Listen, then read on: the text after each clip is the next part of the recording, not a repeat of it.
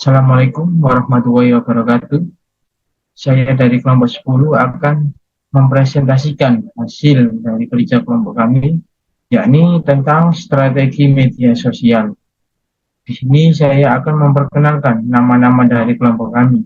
Yang pertama yakni Fani Revanda Putri Agassi, yang kedua Noni Antika Aprilia Rosa, yang ketiga Muhammad Iqbal Rizdi, yang keempat Amirul Zidan Firmansyah.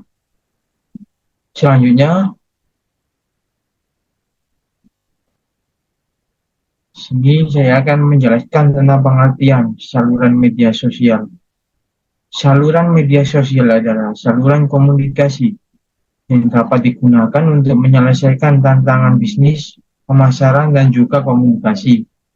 Dengan semakin banyaknya waktu yang dihabiskan oleh konsumen secara online, dan juga waktu tersebut semakin didominasi oleh pengguna media sosial, maka organisasi atau perusahaan perlu memasukkan media sosial ke dalam strategi pemasaran mereka. Di Amerika Serikat sendiri, angka Comscore menunjukkan bahwa 9 dari 10 pengguna internet mengunjungi jejaring sosial.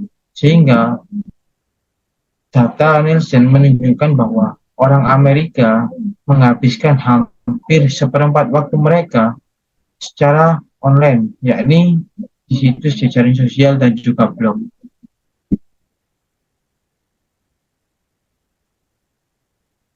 Yang pertama, di sini saya akan menjelaskan tentang menciptakan suatu strategi media sosial. Media sosial sendiri adalah saluran yang bergerak cepat, yang berarti perencanaan yang tepat sangat penting untuk kesuksesan suatu perusahaan. Strategi media sosial yang sukses berasal dari pengetahuan yang mendasari bahwa media sosial adalah saluran komunikasi dua arah. Organisasi atau perusahaan yang berinteraksi di ruang ini membutuhkan sumber daya tidak hanya untuk mendorong pesan keluar, tapi juga perusahaan untuk membutuhkan mendorong untuk menangani pesan yang masuk. Yang kedua, resiko dan tantangan media sosial. Setiap strategi media sosial harus memperhitungkan resiko dan juga tantangan dalam berinteraksi di dalam lingkungan, dan juga harus menyertakan protokol untuk menangani resiko ini. Pemasar perlu memahami resiko-resiko dan tantangan yang terkait dengan media sosial, sehingga kesalahan di web dapat memakan waktu lama untuk dipulihkan. Oke, untuk selanjutnya akan dijelaskan oleh teman kami. Beberapa risiko dan tantangan yang umum terjadi tercantum di bawah ini. Yang pertama, tidak ada yang peduli. Terutama ketika membangun komunitas dari awal, mungkin sulit pada awalnya untuk mendapatkan daya tarik yang diinginkan. Inilah sebabnya mengapa memahami lanskap dalam konteks pasar organisasi sangat penting. Pastikan dapat berinteraksi di tempat di mana pelanggan berada dan di mana mereka senang mendengar kabar dari Anda. Yang kedua, ruang media sosial digunakan oleh pelanggan yang tidak senang, yang bebas memposting komentar yang merugikan. Bahkan jika satu-satunya umpan balik yang didapatkan adalah negatif, ini adalah umpan balik yang baik dan memungkinkan memiliki kesempatan untuk melakukan sesuatu.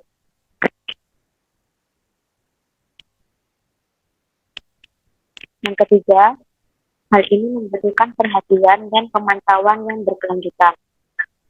Saluran media sosial mungkin gratis, namun tetap ada investasi waktu dan sumber daya yang diperlukan untuk membuat strategi media sosial sukses. Pahami apa tujuan dalam menggunakan media sosial dan targetkan waktu yang dibutuhkan untuk mencapainya. Yang keempat, sulit untuk mengukur dampak campaign. Media sosial memang sulit untuk diukur, namun bukan berarti campaign tidak akan berhasil. Jangan berharap untuk menemukan solusi atau kesuksesan dalam semalam. Mulailah dengan mengukur hal-hal yang dapat diukur dengan mudah. Dan perhatikan studi kasus yang akan membantu mengubah investasi media sosial menjadi pendapatan bagi organisasi.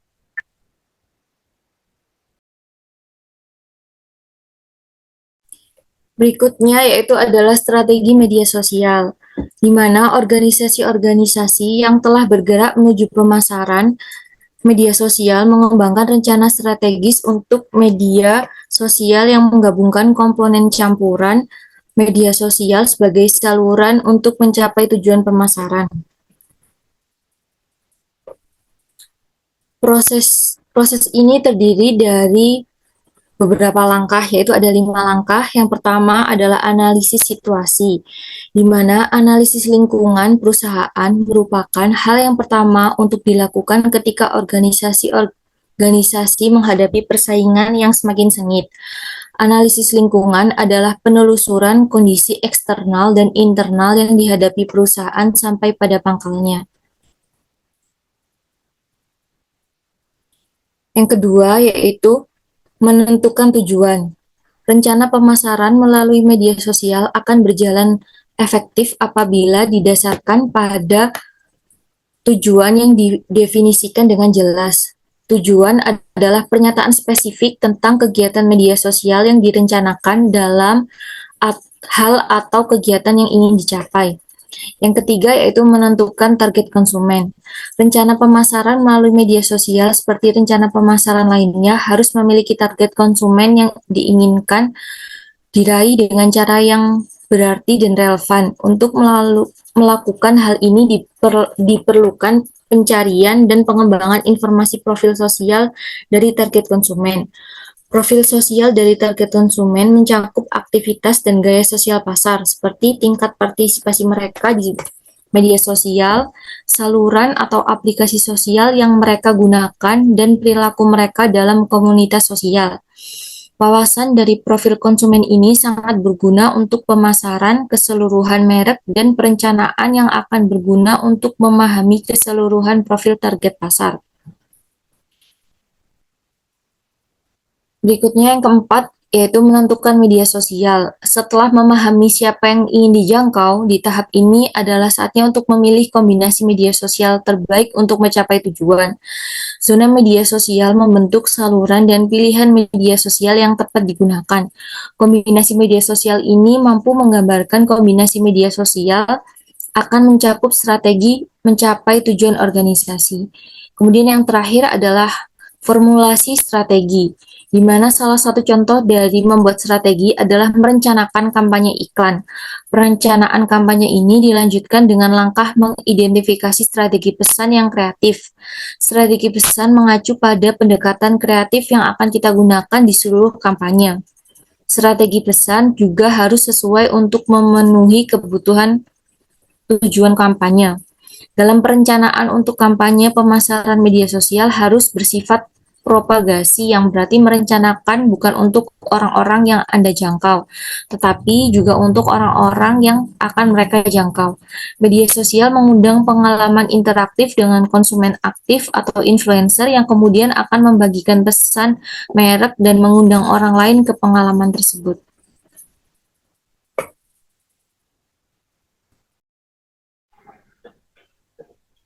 Kesimpulan, membuat strategi media sosial membutuhkan perencanaan yang matang dan yang kuat dalam proses yang memungkinkan Anda untuk menjadi dinamis.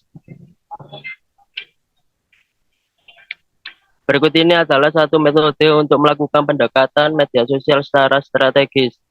1. Analisis situasi. 2. Menentukan tujuan. 3. Menentukan target konsumen. 4. Menentukan media sosial. 5. Formulasi strategi. Bagi organisasi manapun, media sosial adalah pertimbangan strategis yang penting. Apakah organisasi Anda secara aktif terlibat dalam media sosial atau tidak? Konsumen Anda tetaplah konsumen. Jika tidak ada yang lain, berarti ada data pasar yang tersedia untuk Anda.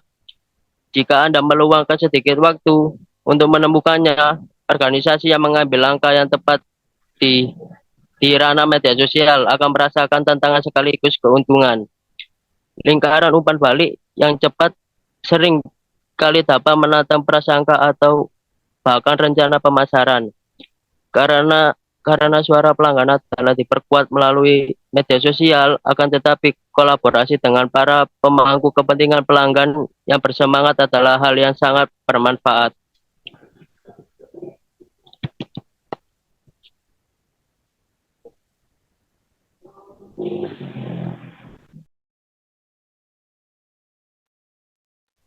Presentasi dari Sekian dari kelompok kelompok kami. kami. Wassalamualaikum warahmatullahi wabarakatuh. Waalaikumsalam. Waalaikumsalam warahmatullahi wabarakatuh.